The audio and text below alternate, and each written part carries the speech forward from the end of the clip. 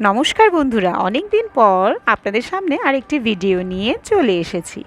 আজ আমি বাড়িতে থাকায় দেখুন কি সুন্দর ম্যাজিক পেক্স নিয়ে বিভিন্ন ধরনের স্ট্রাকচার বানাচ্ছি আর ছেলেকেও ইন্সপায়ার করছি।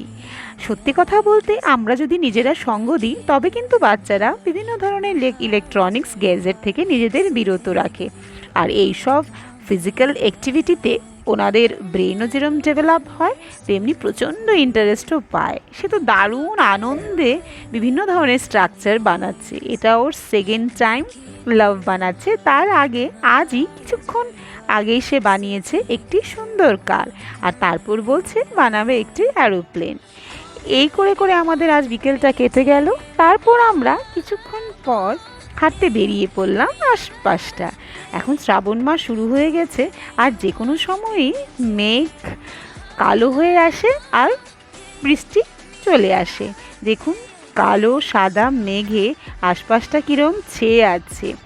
দূরে না গিয়ে আশেপাশেই ঘুরে বেড়াচ্ছি, কারণ যে কোনো সময় বৃষ্টি নামার প্রবল সম্ভাবনা রয়েছে। কি সুন্দর প্রকৃতি এই বর্ষাকালে, তার রূপ সত্যি অপরূপ হয়ে ওঠে। এই বলতে বলতে দেখুন আমরা কিছুটাক্ষণ কেটে গেল, এবার আমরা চলে যাই বাড়ির দিকে, কারণ বৃষ্টি শুরু হতে যাচ্ছে।